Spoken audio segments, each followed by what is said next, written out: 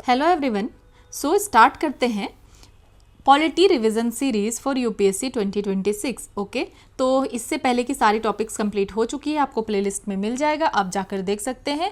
And आज हम पढ़ने वाले हैं सिटीजनशिप के बारे में, जो कि पार्ट सेकंड में है, आर्टिकल 5 to 11 में। ठीक है, articles 5 to 11 part second of the constitution. और ये प्रोविज़न हमें बताते हैं कि those who became citizens of India at the commencement of 26 जनवरी 1950, कि जब हमारा संविधान लागू हुआ 26 जनवरी 1950 को, तो कौन है जो इंडिया के सिटीजन्स हैं या नहीं हैं, और सिटीजन्स से रिलेटेड सारी चीज़ें बात की गई। तो डेट क्या है? 26 जनवरी 1950, कि जब से हमारा संविधान लागू हुआ तो कौन लोग हैं जो इंडिया के सिटीजन हैं या नहीं हैं। लेकिन यहाँ पे परमानेंट और डिटेल रूल नहीं मिलता है सिटीजनशिप पे। ठीक है, तो हमें डिटेल रूल कहाँ से मिलता है? सिटीजनशिप एक्ट जो है 1955 का, उसमें। तो आर्टिकल 5 क्या कहता है? Citizenship at the commencement of constitution, कि कौन सिटीजन है या नहीं है जब हमारा संविधान बना। ठीक है, बना मीन्स लागू हुआ, फोर्स में आया। कमेंसमेंट की बात की जा रही है, मीन्स 26 जनवरी 1950 की बात की जा रही है। तो या तो उनका जन्म इंडिया में हुआ हो या रेसिडेंट रहे हो फॉर 5 years बिफोर 26 जनवरी 1950। तो कौन कौन सिटीजन होगा? या तो उनका जन्म ही हुआ हो इंडिया में, या वो रेसिडेंट हो इंडिया के फॉर 5 years बिफोर 26 जनवरी 1950, मतलब 26 जनवरी 1950 से 5 साल पहले से वो इंडिया में रह रहे हों। ठीक है, तो वो होंगे सिटीजन। देन आर्टिकल 6 में कहा गया है citizenship for migrants from Pakistan. ठीक है, माइग्रेंट्स फ्रॉम पाकिस्तान, कि इफ़ पेरेंट और grand parent was born in undivided India, कि अगर उनके पेरेंट या ग्रैंड पेरेंट बॉर्न हुए थे अनडिवाइडेड इंडिया में। ठीक है, तो ये किसके लिए है? माइग्रेंट्स फ्रॉम पाकिस्तान, कि पाकिस्तान से वो माइग्रेंट होकर के आए थे। ठीक है, माइग्रेट करके आए थे, मतलब पाकिस्तान से इंडिया आए थे। तो वो उनके लिए आर्टिकल 6 में लिखा गया है, उन लोगों के लिए जो स्पेशली पाकिस्तान से इंडिया आए। ठीक है, तो अगर उनके पेरेंट या ग्रैंड पेरेंट इंडिया में जन्म, अनडिवाइडेड इंडिया में अगर उनका बॉर्न हुआ हो, तो वो सिटीजन है। Then article 7, citizenship for those who migrated to Pakistan, जो पाकिस्तान गए, ठीक है, बट लेटर रिटर्न्ड। तो हुआ क्या कि डिवीज़न के टाइम पे ये पाकिस्तान चले गए लेकिन फिर वापस आ जाते हैं। और resident in India for 6 months, और अभी आने के बाद ये कम से कम 6 महीने तक इंडिया में रहे हैं। ठीक है, 26 जनवरी 1950 से पहले 6 महीने तक। Then citizen article 8, citizenship for person of Indian origin, मतलब PIOs के लिए, कि ये क्या है कि बाहर रह रहे हैं, रिसाइडिंग अब्रॉड, लेकिन अगर उनके पेरेंट या grand parent born in undivided India, कि वो तो ये पर्सन ऑफ इंडियन ओरिजिन क्या है कि ये बाहर रह रहे हैं, उनके पेरेंट या ग्रैंड पेरेंट का जन्म हुआ था अनडिवाइडेड इंडिया में। ठीक है, and registered at Indian diplomatic office, और वो अगर रजिस्टर्ड है इंडियन डिप्लोमेटिक ऑफिस में तो।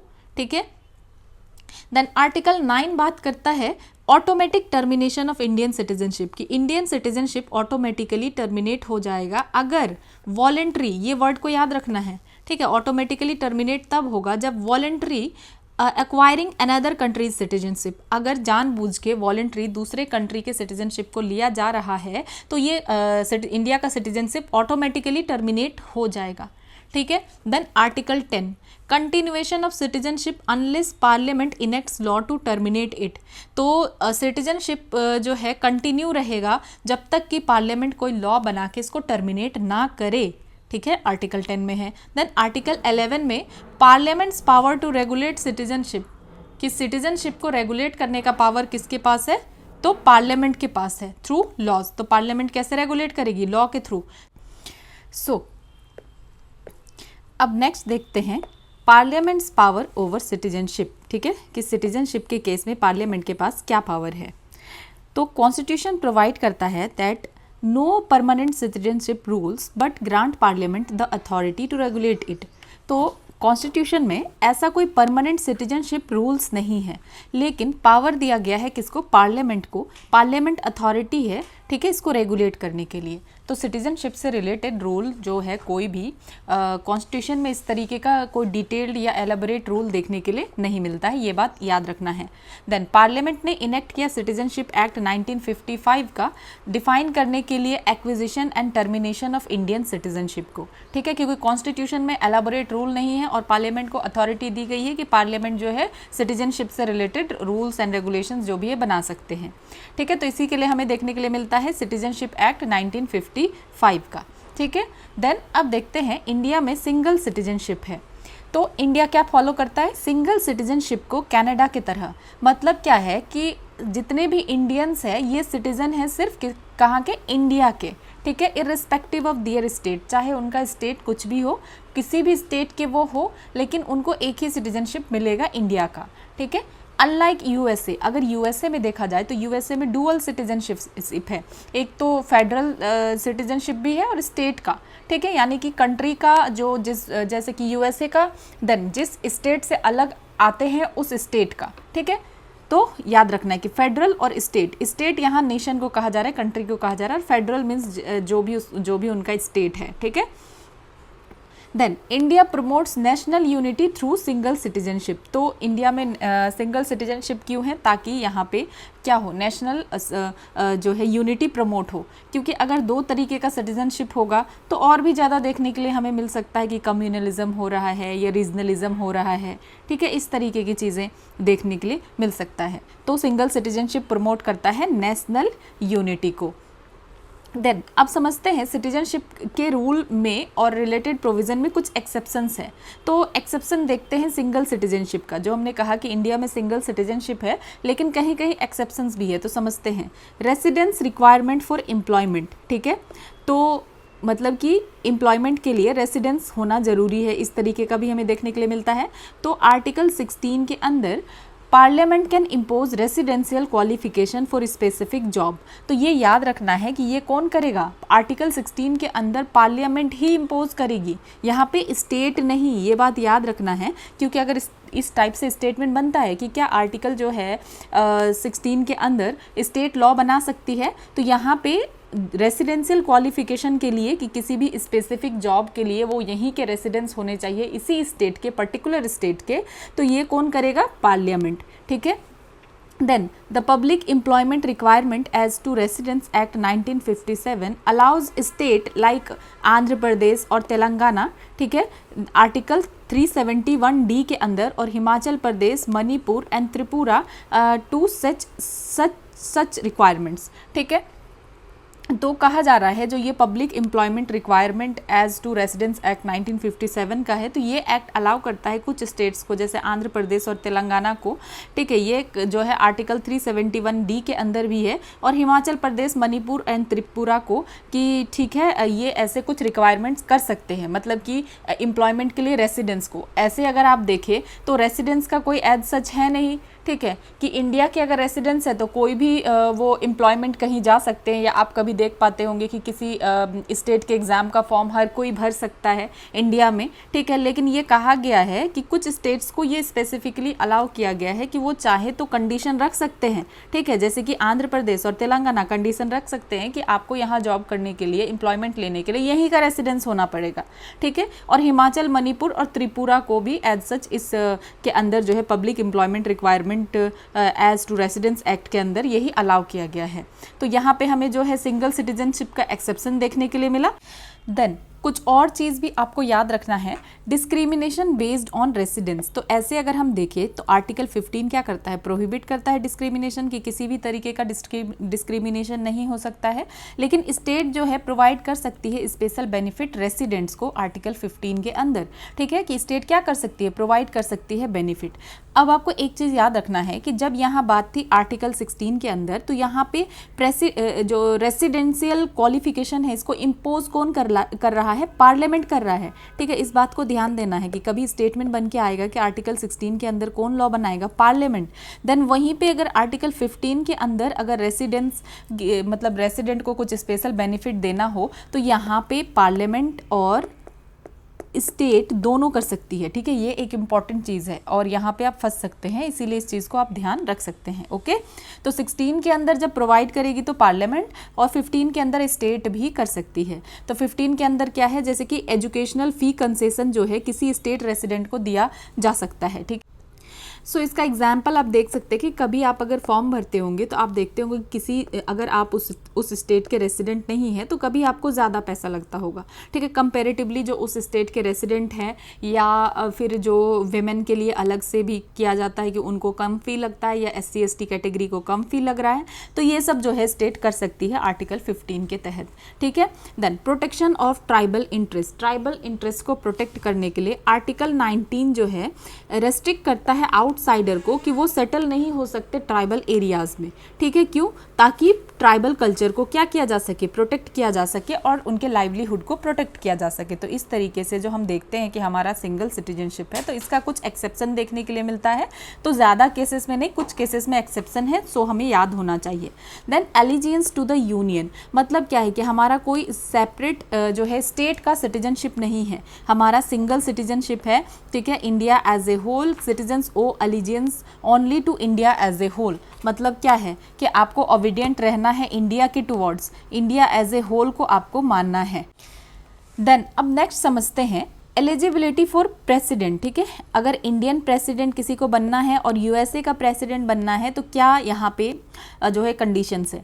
तो इंडिया के लिए both citizens by birth and neutralise citizen can become president, तो अगर किसी को इंडिया का प्रेसिडेंट बनना है तो अगर वो बाय बर्थ इंडियन है तब भी बन सकते हैं, या नेचुरलाइजेशन के थ्रू सिटीजन बने हैं तब भी बन सकते हैं, ठीक है। लेकिन USA में क्या होता है कि जो सिटीजन सिर्फ बाय बर्थ ही सिटीजन है, वहाँ पे उन्होंने जन्म लिया USA में, तो वही सिर्फ एलिजिबल है प्रेसिडेंट बनने के लिए। देन नेक्स्ट समझते हैं ट्रिब्यूनल एम्पावरमेंट के बारे में, ठीक है। तो amendment in foreigners tribunals order 1964, तो फॉरेनर ट्रिब्यूनल्स ऑर्डर 1964 में अमेंडमेंट किया गया मिनिस्ट्री ऑफ होम अफेयर्स के द्वारा। तो इसमें क्या है कि जो डिस्ट्रिक्ट मजिस्ट्रेट है, DMs in all states and UT can establish tribunals, तो DM जो है ट्रिब्यूनल इस्टेब्लिश कर सकते हैं और ये क्वाजाई जुडिशियल बॉडीज होगा, ठीक है। देन पर्पस क्या है, determine if individuals residing illegally in India are foreigners, तो ये क्या करेंगे, डिटरमाइन क्यों है ये ट्रिब्यूनल, ये ट्रिब्यूनल इसलिए इस्टेब्लिश किया जा सकता है कि यहाँ पे जो है कोई फॉरेनर जो है इलीगली इंडिया में रह रहा है या नहीं, इसको देखने के लिए, ठीक है। देन देखते हैं certain offices require Indian citizenship, कुछ ऑफिसेस को जो है इंडियन सिटीजनशिप चाहिए ही चाहिए, अदरवाइज फिर उनको ये ऑफिस नहीं मिल सकता है, ठीक है। Mandatory for Indian citizens only, और ये ऑफिस सिर्फ इंडियन सिटीजन्स के लिए होगा। अगर किसी को जज बनना है सुप्रीम कोर्ट का तो इंडिया का सिटीजन होना चाहिए, प्रेसिडेंट बनना है इंडिया का सिटीजन, वाइस प्रेसिडेंट तो इंडिया का सिटीजनशिप चाहिए, गवर्नर बनने के लिए, MLA या MPs बनने के लिए, अटॉर्नी जनरल ऑफ इंडिया या एडवोकेट जनरल ऑफ इंडिया, तो इन सारे जगहों पे जो है इंडियन सिटीजनशिप चाहिए ही चाहिए। सो जब कॉन्स्टिट्यूशन को ड्राफ्ट किया जा रहा था, ठीक है, तो एक प्रपोजल रखा गया कि प्रोविंशियल सिटीजनशिप होना चाहिए, मतलब स्टेट का सिटीजनशिप होना चाहिए और स्टेट को डिसाइड करना चाहिए कि कौन सिटीजन है उनके, तो उस स्टेट का। तो अंबेडकर ने इसको स्ट्रांगली जो है क्रिटिसाइज़ किया, रिजेक्ट किया, कहा कि नहीं, ऐसा करने से फिर जिस तरीके से ओल्ड डिवीज़न हुआ करता था प्रिंसली एरा में, उस तरीके का हो जाएगा और नेशनल यूनिटी हमारा हार्म होगा, इसीलिए हमारे पास क्या है, सिर्फ सिंगल सिटीजनशिप ही है। देन अब देखते हैं द सिटीजनशिप एक्ट 1955, ठीक है, कि किस तरीके से सिटीजनशिप मिल सकता है और लॉस हो सकता है, समझते हैं।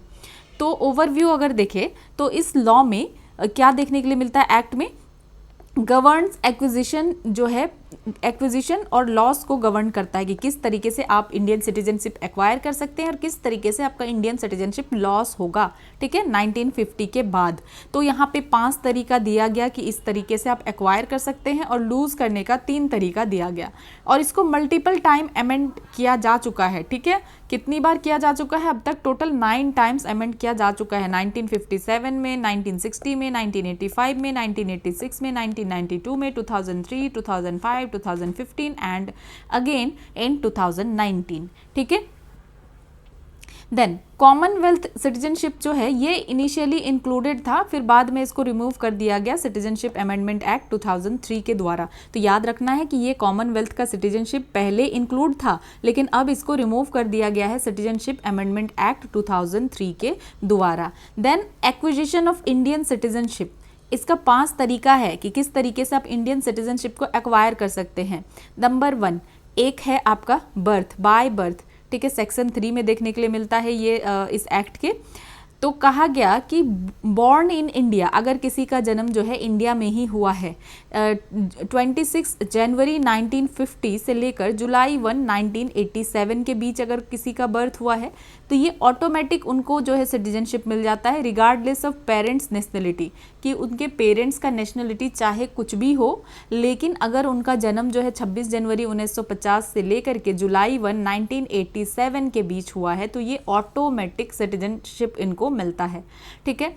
देन पोस्ट जुलाई, ठीक है, पोस्ट जुलाई 1 1987, तो जुलाई 1 से क्या हो रहा है कि at least 1 parent must be Indian citizen, कि कम से कम एक पेरेंट तो इंडियन सिटीजन होना ही चाहिए। तो ये टाइम देखना है कि 26 जनवरी 1950 से लेकर जुलाई जो है 1 जुलाई 1987, तो यहाँ पे क्या हो रहा है, ऑटोमेटिक सिटीजनशिप मिल जाएगा अगर उनके पेरेंट्स यहाँ के नहीं भी हो फिर भी।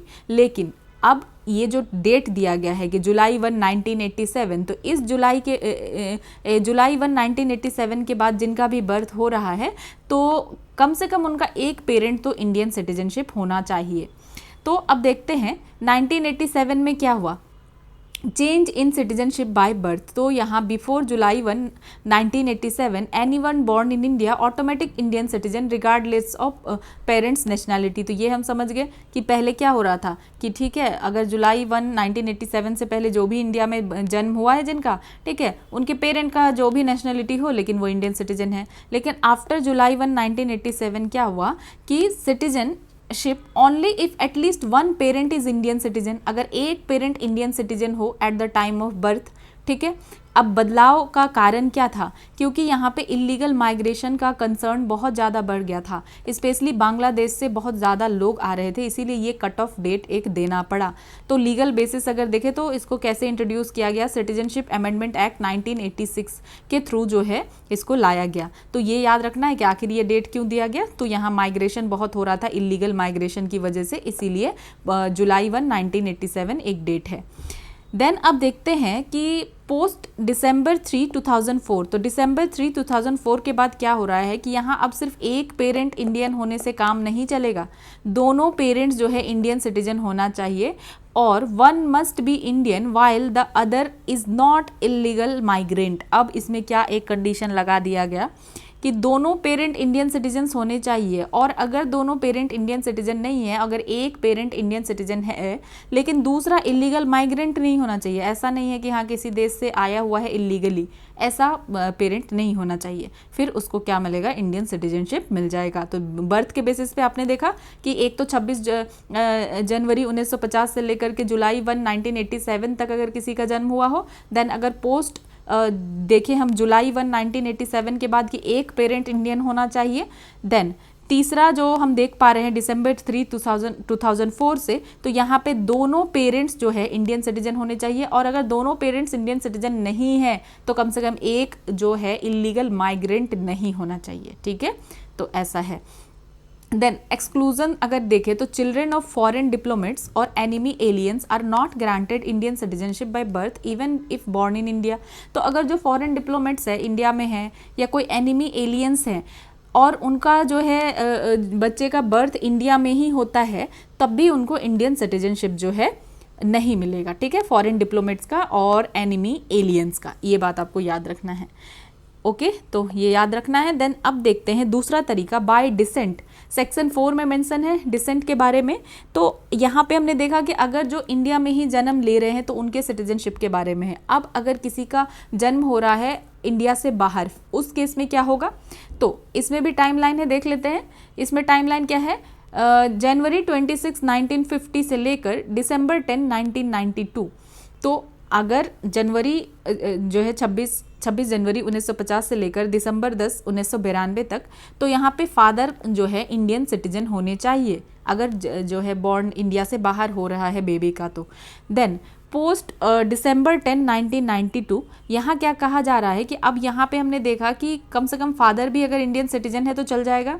देन यहाँ कहा जा रहा है कि either parents must be Indian citizen. अब सिटीजनशिप आपको तभी मिलेगा जब दोनों पेरेंट इंडियन सिटीजन होंगे 1992 के बाद, ऐसा कहा गया। ठीक है, देन अब फिर से रूल बदला तो December 3, 2004 के बाद कहा गया कि must be registered at Indian consulate with in 1 year और विथ गवर्नमेंट परमिशन लेटर। तो कहा जा रहा है कि अब सिर्फ इतना से पेरेंट जो है इंडियन सिटीजन हो ये ज़रूरी नहीं है, अब ज़रूरी ये भी है कि जो है जन्म होने के 1 साल के अंदर ही जो है इंडियन कॉन्सुलेट में रजिस्टर करना पड़ेगा। ठीक है, 1 साल के अंदर इंडियन कॉन्सुलेट में रजिस्टर करा लो, या तो फिर गवर्नमेंट का परमिशन आपको बाद में लेना पड़ेगा। ठीक है, और विथ गवर्नमेंट परमिशन लेटर, तो इस तरीके से डिसेंट से मिलेगा। ठीक है, तो पहला कंडीशन बॉर्न इन इंडिया, दूसरा कंडीशन कि ब्लड रिलेशन से, कि इंडिया में बॉर्न नहीं हुए लेकिन फादर के बेसिस पे, ठीक है, पेरेंट्स के बेसिस पे यहाँ पे सिटीजनशिप जो है दिया जा रहा है। तो एक्विजिशन ऑफ सिटीजनशिप नेक्स्ट कैसे हो सकता है? Bye registration. ठीक है, तो ये कहाँ मिलेगा? सेक्शन 5 में। तो एलिजिबिलिटी क्या है कि नॉन इलीगल माइग्रेंट्स जो है वो अप्लाई कर सकते हैं, मीन्स जो इलीगल माइग्रेंट्स है वो अप्लाई नहीं कर सकते हैं, और उनको इंडिया में रहना पड़ेगा 7 ईयर्स बिफोर अप्लाइंग, कि अगर अप्लाई कर रहे हैं तो 7 ईयर्स रहना पड़ेगा, और जो है ओथ लेना पड़ेगा, ओथ ऑफ एलिजियंस। ठीक है, तो ये हो गया रजिस्ट्रेशन के थ्रू कि कम से कम 7 ईयर रहना पड़ेगा अप्लाई करने से पहले, और एक ही कंडीशन क्या है इसमें कि नॉन इलीगल माइग्रेंट्स जो है अप्लाई कर सकते हैं, मीन्स इलीगल माइग्रेंट्स वो नहीं होने चाहिए। देन नेचुरलाइजेशन के थ्रू सेक्शन 6 में रिक्वायरमेंट्स क्या है? 12 ईयर्स ऑफ रेसिडेंस, की कम से कम 12 साल रहना पड़ेगा, जिसमें से 11 साल रहना पड़ेगा लास्ट 14 ईयर्स में, कि 14 सालों में एटलीस्ट 11 ईयर्स इंडिया में रहे हो, और मस्ट रिनाउंस अदर सिटीजनशिप, और अगर अदर सिटीजनशिप है तो उसको रिनाउंस करना पड़ेगा। और जो भी इंसान है वो कैसा होना चाहिए? Must have good character, character अच्छा होना चाहिए, और नॉलेज होना चाहिए 8 शेड्यूल लैंग्वेज का। ठीक है, तो 8 शेड्यूल लैंग्वेज में भी किसी भी लैंग्वेज के बारे में नॉलेज होना चाहिए। ठीक है, बाय नेचुरलाइजेशन। देन नेक्स्ट समझते हैं बाय इनकॉर्पोरेशन ऑफ टेरिटरी। तो ये जो है सेक्शन 7 में आता है इसके बारे में। ठीक है, तो हम अभी क्या पढ़ रहे हैं कि एक्विजिशन ऑफ सिटीजनशिप, और ये सारा सिटीजनशिप का रूल कहाँ पे है? सिटीजनशिप एक्ट 1955 में। तो इनकॉर्पोरेशन ऑफ टेरिटरी कहने का क्या मतलब है कि अगर कोई फॉरेन टेरिटरी ज्वाइन करता है इंडिया को, कि तो इसमें रहने वाले सारे लोग इंडियन सिटीजन्स हो जाएंगे। ठीक है, जैसे कि the citizenship Pondicherry order 1962 granted Indian citizenship to Pondicherry residents. तो पौंडीचेरी में रहने वाले सारे लोगों को इंडियन सिटीजनशिप ग्रांट किया गया। तो अब आप ये कहेंगे कि पौंडीचेरी तो जो है फॉरेन टेरिटरी कैसे हुआ? पौंडीचेरी तो इंडिया में ही है। तो बात यह है कि पौंडीचेरी जो है फ्रेंच के अंडर था। ठीक है, फ्रेंच के अंडर था, ब्रिटिश के अंडर नहीं था, तो इसीलिए ये पौंडीचेरी एक तरीके से क्या हो गया? फॉरेन टेरिटरी हो गया, क्योंकि ब्रिटिश ने इसको एक्वायर नहीं किया था, तो इस वजह से ये इसको माना गया फ्रेंच टेरिटरी। ठीक है, और इसीलिए इसको माना गया फॉरेन टेरिटरी। तो इस वजह से जब भी इनकॉर्पोरेशन होगा किसी भी टेरिटरी का, पूरा टेरिटरी अगर इंडिया के अंदर ज्वाइन कर जाता है, इंडिया के अंदर आ जाता है, चाहे एक्वायर किया गया हो या कोई ट्रीटी के तहत हो, ठीक है, अगर आ जाता है तो इसका मतलब यही है कि उसमें रहने वाले सारे लोग भी इंडियन हो जाएंगे। देन नेक्स्ट देखते हैं लॉस ऑफ इंडियन सिटीजनशिप, कि आखिर इंडियन सिटीजनशिप लॉस कैसे होगा। तो समझते हैं सबसे पहला तरीका क्या है? रिनंसिएशन। ठीक है, सेक्शन 8 में है इसके बारे में। तो वॉलंटरी रिनंसिएशन मतलब क्या होता है कि कोई भी पर्सन चाहे तो डिक्लेयर कर सकता है रिनंसिएशन। ठीक है, कि वो इंडिया का सिटीजनशिप छोड़ना चाहता है, तो उसको जो है जो रजिस्टर्ड जो अथॉरिटीज़ है तो उनको बताना पड़ेगा, रजिस्टर करवाना पड़ेगा अथॉरिटीज़ के पास। ठीक है, गवर्नमेंट ऑफ इंडिया के पास कि ठीक है अब मुझे यहाँ का सिटीजनशिप नहीं चाहिए, तो हम सिटीजनशिप यहाँ का छोड़ना चाहते हैं। ठीक है, तो जैसे ही रजिस्ट्रेशन हो जाएगा तो सिटीजनशिप एंड हो जाएगा इमीडिएटली, और तुरंत ही रजिस्ट्रेशन के बाद उसका सिटीजनशिप खत्म हो जाएगा। लेकिन इसमें एक एक्सेप्शन क्या है कि वो सिटीजनशिप रिनाउंस नहीं कर सकता है जब वॉर चल रहा हो। ठीक है, और दूसरा कि जो रिनाउंस कर रहा है सिटीजनशिप, तो अगर उनका कोई चिल्ड्रन है तो उनका भी सिटीजनशिप, बच्चों का भी सिटीजनशिप खत्म हो जाएगा, और फिर जब वो जो जो भी बच्चे हैं, अगर जब उनका एज जो है 18 ईयर हो जाएगा तो विद इन 1 ईयर 18 साल होने के 1 साल के अंदर उनको फिर से क्या करवाना पड़ेगा, फिर से रिक्लेम करना पड़ेगा, ठीक है, तब उनको सिटीजनशिप मिल सकता है उनके बच्चे को। तो याद रखना है कि वॉलंटरी जो है इस सिटीजनशिप को छोड़ा जा सकता है, रिनंसिएशन के सिटीजन खुद कह रहा है कि मुझे यहाँ का सिटीजनशिप नहीं चाहिए, तो ये वॉलंटरी हो गया, ठीक है। नेक्स्ट है टर्मिनेशन, ठीक है, टर्मिनेशन सेक्शन 9 में है तो ऑटोमेटिक होता है। तो हमने यहाँ देखा रिनंसिएशन वॉलंटरी है, टर्मिनेशन ऑटोमेटिक होगा। मतलब क्या है कि voluntary acquiring another country's citizenship leads to automatic loss. मतलब क्या होगा कि अगर कोई वॉलंटरीली जो है एक्वायर कर रहा है किसी दूसरे कंट्री का सिटीजनशिप, ठीक है, तो अगर उसके दूसरे कंट्री का सिटीजनशिप वॉलंटरी वो ले रहा है तो ऑटोमेटिक लॉस हो जाएगा कि दूसरे कंट्री का सिटीजनशिप आपने ले लिया, आपके इंडिया का सिटीजनशिप टर्मिनेट हो गया, ठीक है। और ये भी है जो अप्लाई कब नहीं होगा, वॉर टाइम में अप्लाई नहीं होगा। तो क्यों ये एक्सेप्शन है कि सपोज अगर इंडिया में ऐसा कंडीशन है कि वॉर चल रहा है या कुछ चल रहा है और उसी टाइम पे कोई जाकर किसी और दूसरी जगह वॉलंटरीली जो है सिटीजनशिप ले ले, तो ये एक्सेप्शन है कि वॉर टाइम पे आप ये नहीं कर सकते। जब सिचुएशन सब कुछ ठीक है, नॉर्मल है, तब आप जाके ऐसा कर सकते हैं कि आप किसी दूसरे कंट्री का सिटीजनशिप ले लेंगे, तो यहाँ पे आपका सिटीजनशिप अपने आप ही खत्म हो जाएगा, ठीक है। देन तीसरा डेप्रीवेशन सेक्शन 10 में है। फोर्स्ड रिवोकेशन कहने का क्या मतलब है कि गवर्नमेंट जो है रिवोक कर सकती है, सिटीजनशिप छीन भी सकती है आपकी। कैसे?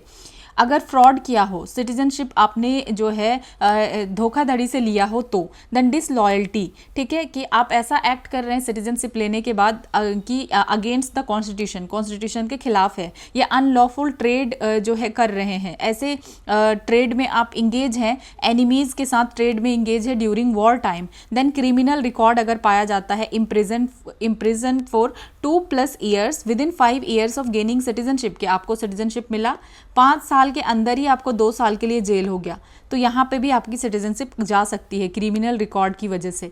देन कंटिन्यूअस एब्सेंस, कि आप जो है इंडिया में आए ही नहीं, 7 साल से आप बाहर ही रह रहे हैं, ठीक है, तो अगर lived outside India for 7 year, 7 साल के लिए आप बाहर ही रह रहे हैं, तो भी आपका जो है सिटीजनशिप खत्म हो सकता है। तो इसमें एक्सेप्शन है, जैसे कि स्टूडेंट, गवर्नमेंट एम्प्लॉयज या इंटरनेशनल ऑर्गेनाइजेशन मेंबर और दोज रजिस्टर्ड एट कॉन्सुलेट्स, और जो लोग कॉन्सुलेट्स में रजिस्टर्ड हैं सिर्फ उनका खत्म नहीं होगा, ठीक है। तो इसमें students, government employees, international organisation members और जो रजिस्टर हैं कॉन्सुलेट्स में वो भी आते हैं, ठीक है। देन नेक्स्ट देखते हैं सिटीजनशिप अमेंडमेंट एक्ट 2019 का। तो इसमें जो है डेफिनेशन है इलीगल माइग्रेंट्स का, कि आखिर इलीगल माइग्रेंट्स हैं कौन। तो illegal migrants a foreigner who enters India without valid document, कि इंडिया में आ गए हैं लेकिन उनके पास वैलिड डॉक्यूमेंट्स नहीं है, और ओवर स्टेज देयर वीजा, कि उनका वीजा में जितने भी दिन था उसके बाद वो एक्स्ट्रा रह रहे हैं, ठीक है। और illegal migrants can not acquire Indian citizenship, और ये भी पता है आपको कि जो इलीगल माइग्रेंट्स है वो एक्वायर नहीं कर सकते हैं इंडियन सिटीजनशिप को। तो यहाँ पे याद रखना है कि इलीगल माइग्रेंट्स कौन है। कोई भी फॉरेनर जो एंटर कर रहा है इंडिया बिना किसी वैलिड डॉक्यूमेंट्स के, या अपने वीज़ा से ज़्यादा रह रहा है, ओवर स्टे कर रहा है, या इलीगल माइग्रेंट्स जो है वो क्या नहीं कर सकते, तो इंडिया के सिटीजनशिप को एक्वायर नहीं कर सकते हैं। देन देखते हैं सिटीजनशिप फॉर परसिक्यूटेड माइग्रेंट्स। तो यहाँ पे एग्जेम्पशन दिया गया था, ठीक है, ये जो एक्ट है सिटीजनशिप अमेंडमेंट एक्ट 2019 का, तो यहाँ क्या एग्जेम्पशन दिया गया, Hindu, Sikhs, Buddhist, Jain, Parsis and Christians from कहाँ से, अफगानिस्तान, बांग्लादेश, पाकिस्तान, ठीक है, अगर ये एंटर करते हैं इंडिया में बिफोर December 31, 2014, तो ये 2014 में जो है दिसंबर 31, 2014 से पहले अगर ये आ जाते हैं इंडिया में, तो इनके लिए रिक्वायरमेंट जो है रिलैक्स्ड है। Citizenship eligibility reduce to 5 years, मतलब इनको सिटीजनशिप मिल सकता है, और इनका जो 11 साल का जो 11 ईयर्स का रखा गया है, ठीक है, तो उसको कर दिया जाता है कि 5 साल में आपको सिटीजनशिप यहाँ का मिल सकता है, ठीक है।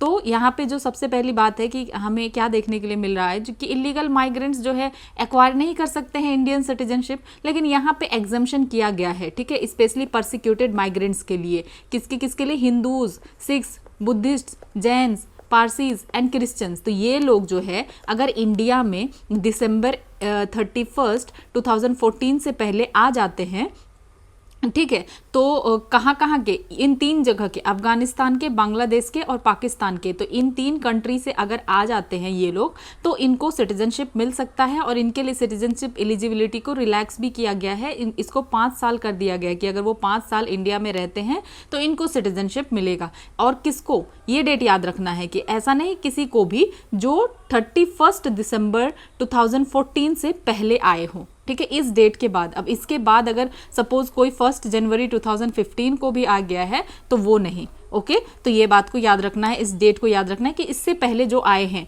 अफगानिस्तान, बांग्लादेश और पाकिस्तान से। देन एक्सक्लूजन, कहाँ पे जो है कॉन्स्टिट्यूशनल अमेंडमेंट जो है ये एक्ट, ये अप्लाई नहीं होगा, ठीक है, 2019 का, तो ये अप्लाई नहीं होगा ट्राइबल एरियाज में। ट्राइबल एरियाज 6th शेड्यूल में, 6th शेड्यूल में क्या क्या आता है, असम, मेघालय, मिजोरम, त्रिपुरा। तो हमने एटीएम याद किया था, एटीएम, ओके, तो ए से असम, एम से मेघालय, सॉरी टी से त्रिपुरा, एम से मेघालय, एम से मिजोरम। तो ये एटीएम हमने याद किया था, असम, त्रिपुरा, मेघालय एंड मिजोरम। तो यहाँ पे जो है कोई नहीं आ सकता है, एक्सक्लूजन है। ट्राइबल एरिया ये 6th शेड्यूल में आता है, तो ये exemption do not apply to tribal areas. तो ये जो एग्जेम्पशन दिया गया है ये ट्राइबल एरियाज में अप्लाई नहीं होगा। देन इनर लाइन एरियाज, ठीक है, बंगाल ईस्टर्न फ्रंटियर रेगुलेशन, ठीक है, 1873। तो जो इनर लाइन एरियाज है तो एग्जेम्पशंस यहाँ भी अप्लाई नहीं होगा। मीन्स वो लोग कहाँ नहीं आ सकते, अरुणाचल में नहीं आ सकते हैं, मिजोरम में नहीं आ सकते, मणिपुर में नहीं आ सकते, नागालैंड में नहीं आ सकते हैं। इन सारे एरिया में आने के लिए क्या लेना पड़ता है, इनर लाइन परमिट। तो ये वो वाले जो है स्टेट है या वो जगह है जहाँ पे नहीं आ सकते हैं, यहाँ पे भी एग्जेम्पशन अप्लाई नहीं होगा इनको। अरुणाचल, मिजोरम, मणिपुर और नागालैंड में ये नहीं आ सकते हैं, ठीक है। तो ये आपको समझ में आ गया कि 2019 का जो है सिटीजनशिप अमेंडमेंट एक्ट है क्या। तो इसमें डेफिनेशन दिया गया कि कौन जो है इलीगल माइग्रेंट है। तो कोई भी फॉरेनर जिसके पास वैलिड डॉक्यूमेंट नहीं है, जो अपने वीजा से ज्यादा रह रहा है, वो इलीगल माइग्रेंट है। और इलीगल माइग्रेंट को इंडियन सिटीजनशिप नहीं दिया जाता है। अब इसी में एक एक्सेप्शन किया गया कि ऐसे माइग्रेंट्स जो कि जिनको कि परसिक्यूट किया जाता है या टॉर्चर हो रहा है अफगानिस्तान, बांग्लादेश और पाकिस्तान में, और स्पेशली कैटेगरीज आप देख लीजिए कि Hindu, Sikhs, Buddhist, Jain, Parsi and Christian, अगर ये लोग इंडिया आते हैं 31 दिसंबर 2014 से पहले, तो इनको जो है सिटीजनशिप दिया जाएगा। और सिटीजनशिप एलिजिबिलिटी को रिलैक्स भी किया जा रहा है, 5 ईयर्स तक कर दिया गया है, ठीक है। और यहाँ पे फिर है कि यहाँ ट्राइबल एरियाज में आप नहीं आ सकते, इनर लाइन एरियाज में आप नहीं आ सकते, ठीक है। तो ये कुछ चीज़ें हैं। और अगर इसको जो है एक बार देख लिया जाए कि क्या क्या चीज़ें हैं क्विकली, तो यहाँ पे 5 to 11 में क्या है, सिटीजनशिप का आर्टिकल देखने के लिए मिलता है।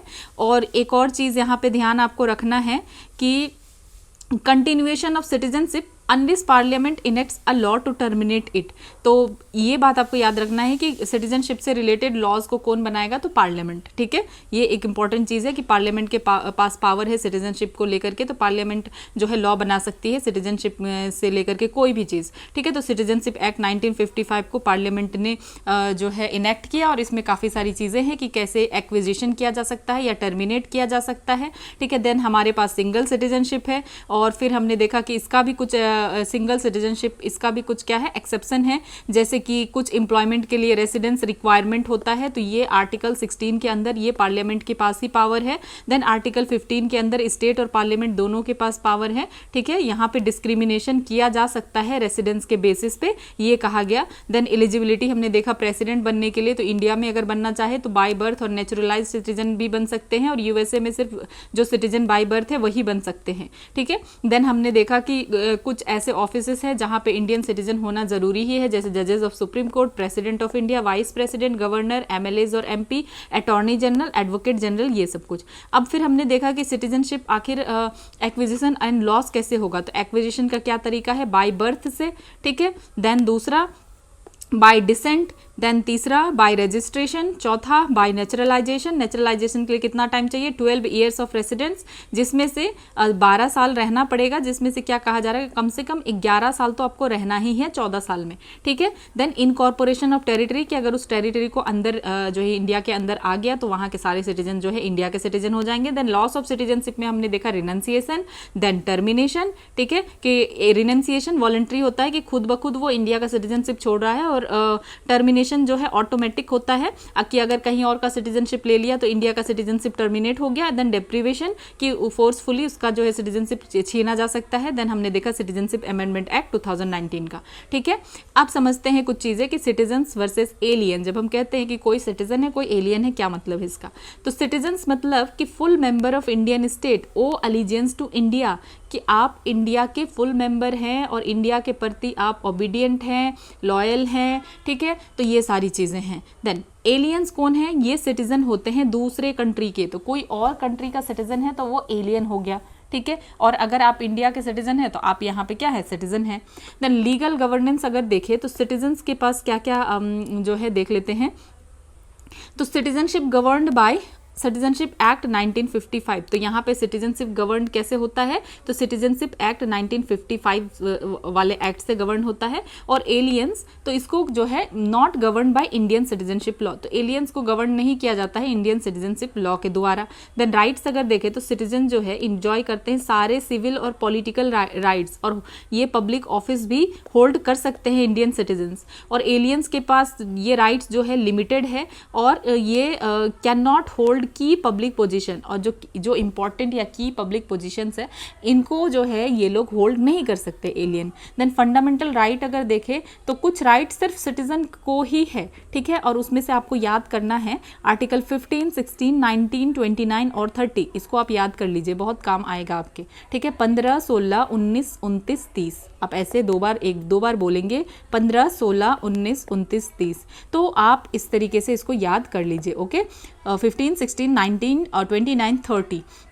देन एलियंस जो है ये राइट इंजॉय नहीं करते हैं, मतलब ये सिर्फ एक्सक्लूसिवली किसके लिए है? जो सिटीजन्स है उसके लिए है, 15, 16, 19, 29, 30। ठीक है, देन ड्यूटीज़, तो सिटीजन को क्या करना पड़ेगा? पे करना पड़ेगा टैक्स, रिस्पेक्ट करना है नेशनल सिंबल्स को, डिफेंड करना है नेशन को। और एलियंस के लिए ऐसी कोई एज सच कुछ ये नहीं है, बाउंड नहीं है कि ठीक है आपको रिस्पेक्ट करना ही पड़ेगा, टैक्स देना पड़ेगा या डिफेंड करना पड़ेगा नेशन को, ये सिटीजन्स का काम है। देन कैटेगरीज ऑफ एलियन, सो इसमें जो है फ्रेंडली एलियंस है। तो फ्रेंडली एलियंस किसको कहेंगे? जिसमें कि इंडिया जो है हमारी country from countries with cordial ties, तो इंडिया का रिलेशन उस कंट्री के साथ अच्छा है तो हम कहेंगे फ्रेंडली एलियंस। ठीक है, और इनको ज़्यादा राइट मिलेगा। और एनिमी एलियंस किसको कहेंगे? सपोज जैसे अगर इंडिया अगर किसी कंट्री के साथ वॉर में है या अच्छे रिलेशंस नहीं है तो वो एनिमी एलियंस होते हैं। ठीक है, तो इनको जो है कोई भी प्रोटेक्शन नहीं मिलेगा from arrest detention under article 22। तो आर्टिकल 22 जो प्रिवेंटिव डिटेंशन से रिलेटेड है तो उसके अंदर जो है प्रोटेक्शन नहीं मिलेगा आर्टिकल 22 के अंदर। तो ये बात याद रखना है। फ्रेंडली एलियन कौन है? जिसके साथ कंट्री का क्या है? कॉर्डियल टाई है। और एनिमी कौन है? जिसके साथ कंट्री वॉर में है। देन राइट्स ऑफ एलियन, तो जनरल एलियन जो है ये इंजॉय करेंगे सारे फंडामेंटल राइट, सिर्फ वो नहीं जो सिटीजन्स को मिलता है। और जो एनिमी एलियन है इनको आर्टिकल 22 का प्रोटेक्शन डिनाई किया जाता है, ये बात याद रखना है। अब इंपॉर्टेंट एक चीज समझ लेते हैं क्योंकि इसमें बहुत कंफ्यूजन होता है कि एनआरआई क्या है, पीआईओ क्या है और ओसीआई कार्ड होल्डर क्या है। और अगर हम पढ़े भी तो इसको हम भूल जाते हैं और कंफ्यूज होकर क्वेश्चन हमारा गलत होता है, इसलिए इसको ध्यान देना जरूरी है। ठीक है, तो डेफिनेशन अगर देखें एनआरआई का, तो एनआरआई का मतलब इंडियन सिटीजन्स लिविंग अब्रॉड। तो एनआरआई इंडियन सिटीजन्स ही है लेकिन वो बाहर रह रहे हैं और इनके पास इंडिया का पासपोर्ट है, तो ये एनआरआई कौन है? इंडियन सिटीजनशिप है।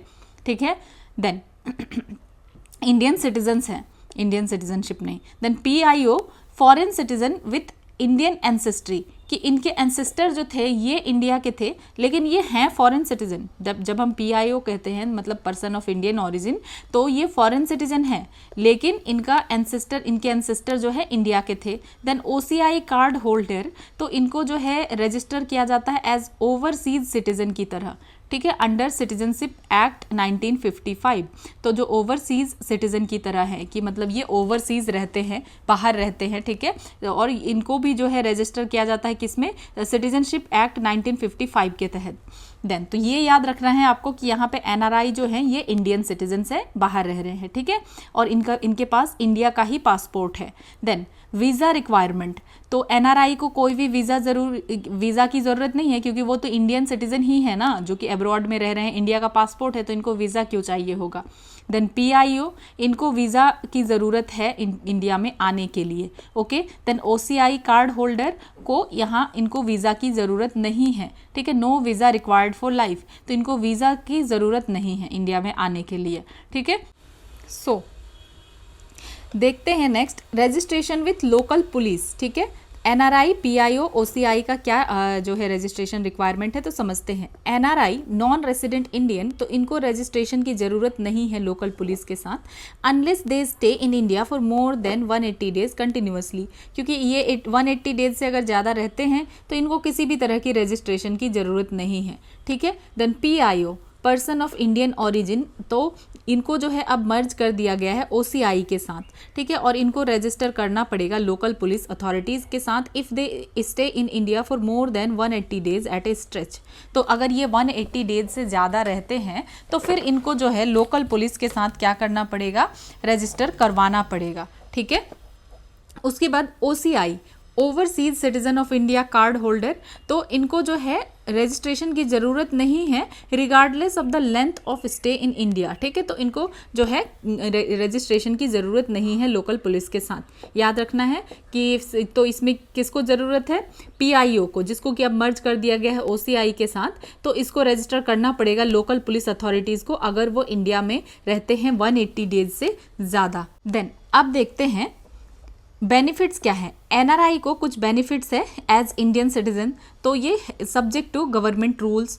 देन PIO को ऐसा कोई बेनिफिट्स नहीं है, और OCI कार्ड होल्डर को देखें तो इनके पास मल्टीपल लाइफ लॉन्ग वीज़ाज, ठीक है, ये बेनिफिट है, और FRRO के साथ रजिस्ट्रेशन नहीं करना पड़ेगा। देन पैरिटी विथ NRIs, तो NRIs के साथ काफ़ी पैरिटी देखने के लिए मिलता है, सिर्फ जो है एग्रीकल्चर और प्लांटेशन राइट्स नहीं है। Then eligible for inter country adoption, ठीक है। देन जो है parity in domestic air fare, तो इनमें जो भी काफ़ी सारी चीज़ों का इनको फ़ायदा मिलता है OCI कार्ड होल्डर को। देन एक्टिविटीज़ अगर देखें तो NRI जो है सारे एक्टिविटीज़ को कर सकते हैं इंडिया में। देन PIO एक्टिविटीज़ कर सकते हैं एज पर वीज़ा कंडीशंस, और OCI कार्ड होल्डर जो है सारी एक्टिविटीज़ कर सकते हैं एक्सेप्ट रिसर्च, ठीक है। तो PIO जो है एक्टिविटीज़ कर सकते हैं लेकिन वीज़ा के कंडीशन के अकॉर्डिंग, और OCI जो है सारे एक्टिविटीज़ को कर सकते हैं, सिर्फ रिसर्च नहीं कर सकते हैं, रिसर्च के लिए स्पेशल परमिशन की ज़रूरत है।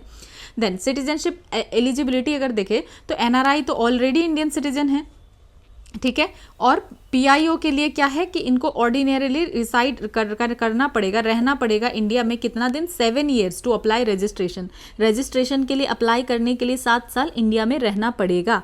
देन OCI कार्ड होल्डर, तो आफ्टर 5 ईयर्स एज OCI, तो अगर 5 साल इनको OCI के रूप में माना गया कि ठीक है ये OCI कार्ड होल्डर है 5 सालों के लिए, एंड 12 मंथ रेसिडेंट, और फिर OCI कार्ड होल्ड करने के बाद 12 महीने अगर ये रहेंगे तो ये इंडियन सिटीजनशिप के लिए एलिजिबल हो जाएंगे, ठीक है। देन PIO कार्ड स्कीम, तो समझते हैं person of Indian origin card scheme has been withdrawn, तो जो ये PIO है ना कार्ड स्कीम, तो ये पहले हुआ करता था, इसको अब हटा लिया गया है गवर्नमेंट ऑफ इंडिया के द्वारा, और इसको मर्ज कर दिया गया है overseas citizen of India card scheme के साथ, ठीक है। तो PIO कार्ड स्कीम हटा लिया गया है, अब overseas citizen of India card scheme है, ठीक है।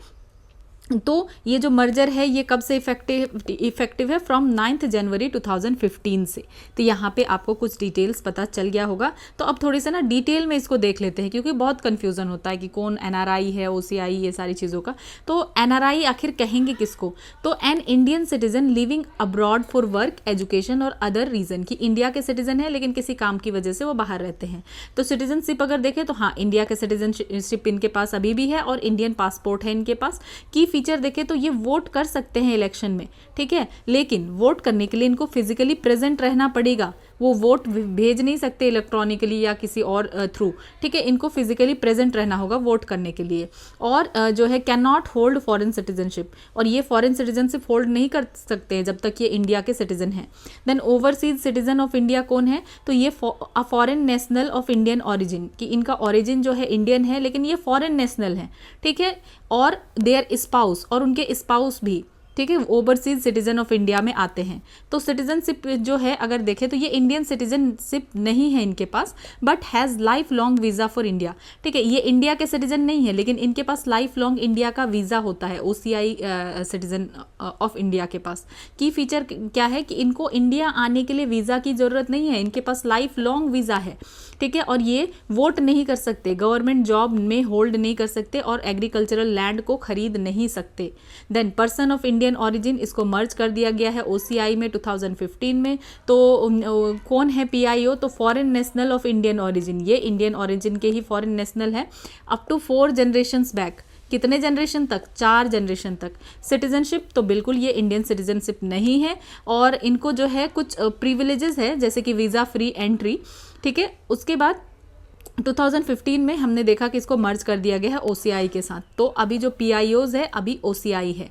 ठीक है, तो ये चीज़ें हैं, हम बार बार देख चुके हैं उसको। NRI कौन है? तो इंडियन सिटीजन है, OCI फॉरेन, PIO फॉरेन। ठीक है, इंडियन पासपोर्ट अगर देखें तो NRI के पास इंडियन पासपोर्ट है, इन दोनों के पास नहीं है।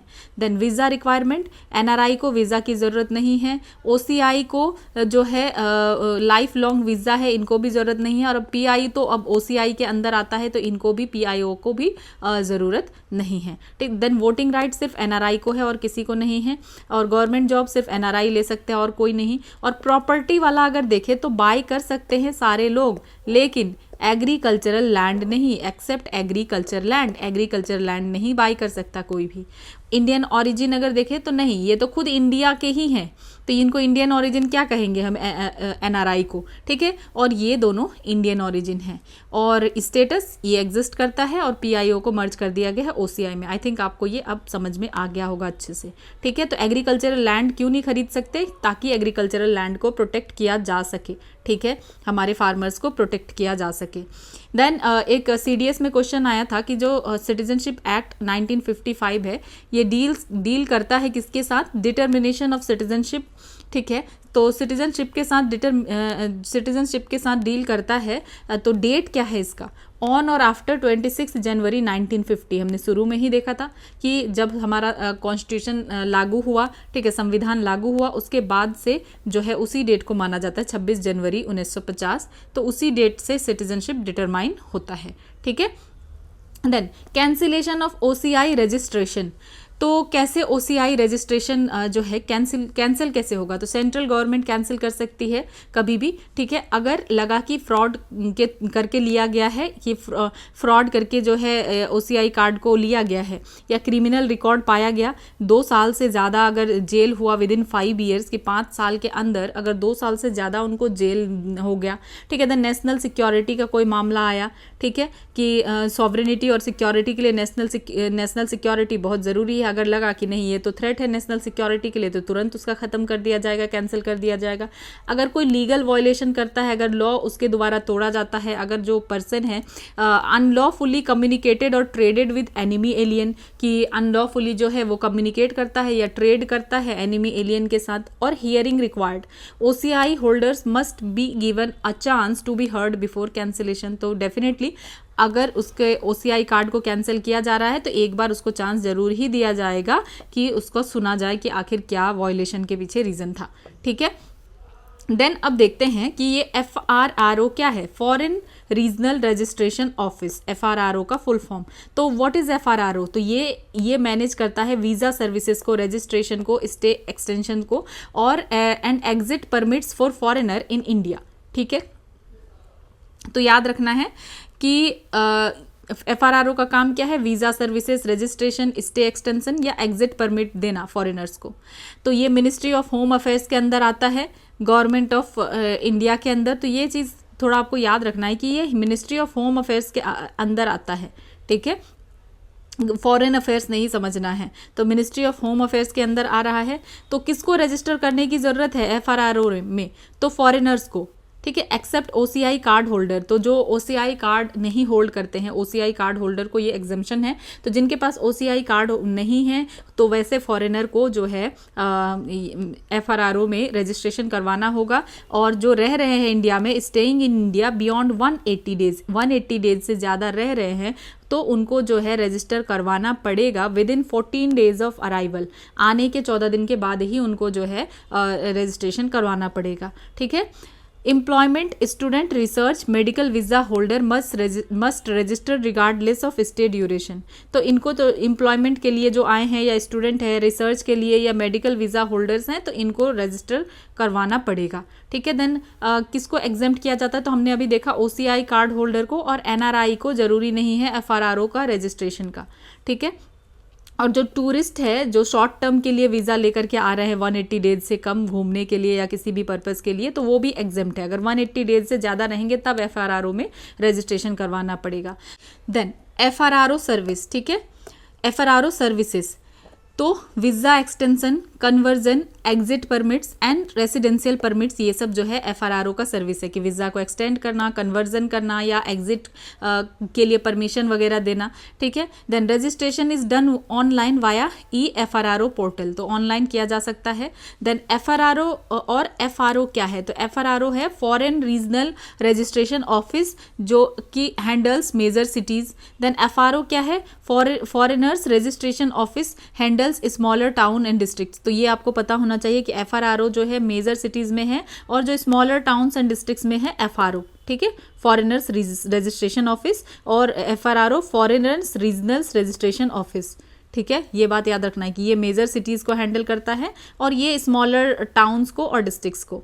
अब NRI के बारे में हमने जो है इतने डिटेल में पढ़ा, फिर थोड़ा सा और देख लेते हैं कि NRI क्या है। कि इंडियन सिटीजन जो आउटसाइड रह रहे हैं वर्क के लिए, एजुकेशन के लिए, बिजनेस के लिए, कोई अदर पर्पज़ से।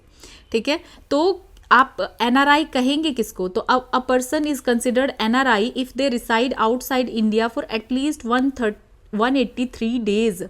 ठीक है, मतलब क्या है कि किसी भी पर्सन को आप NRI तब कहेंगे जब वो इंडिया से बाहर रह रहे हैं कितने दिनों के लिए? 183 डेज, मतलब टोटल 6 मंथ के लिए बाहर रह रहे हैं किसी भी फाइनेंशियल ईयर में, एम्प्लॉयमेंट के लिए हो, बिजनेस के लिए या कोई भी पर्पस में। तो आपको यहाँ क्या देखने के लिए मिल रहा है कि 183 डेज वो बाहर रह रहे हैं। ठीक है, तो हमने देखा ये इंडियन सिटीजन है, इनको कोई वीज़ा चाहिए नहीं और इनको FRRO में रजिस्ट्रेशन भी नहीं करवाना है। अगर ये 180 दिन से ज़्यादा रहते हैं तब, ठीक है, not required unless stay exceed 180 days. अगर 180 दिन से ज़्यादा रह गए तब इनको बताना पड़ेगा। ठीक है, अदरवाइज ज़रूरी नहीं है। देन राइट्स भी हमने देखा कि ये वोट कर सकते हैं लेकिन इनको फिजिकली प्रेजेंट रहना पड़ेगा। ये प्रॉपर्टी ओन कर सकते हैं एक्सेप्ट एग्रीकल्चर और प्लांटेशन, लेकिन एग्रीकल्चर और प्लांटेशन नहीं। और इनको टैक्स बेनिफिट मिलेगा फेमा के अंदर, मतलब फॉरेन एक्सचेंज मैनेजमेंट एक्ट के अंदर। देन बैंकिंग एंड इन्वेस्टमेंट देखें तो ये एलिजिबल है NRI, NRO और FCNR अकाउंट्स के लिए इंडियन बैंक में। ठीक है, कि ये कौन कौन सा अकाउंट खोल सकते हैं? NRE अकाउंट, NRO अकाउंट और FCNR अकाउंट जो है इंडियन बैंक्स में। और ये सारे अकाउंट्स के बारे में हम जो है इकोनॉमी में पढ़ते हैं कि कितने कितने तरीके का अकाउंट होता है। तो NRE, NRO and FCNR accounts. तो ये हमने काफ़ी सारी चीज़ों को देखा और बार बार हमने डिस्कस कर लिया NRI के बारे में। आई थिंक आप ये अब नहीं भूलेंगे। ठीक है, इसी टेबल से आपको मैक्सिमम चीज़ याद हो जाएगा।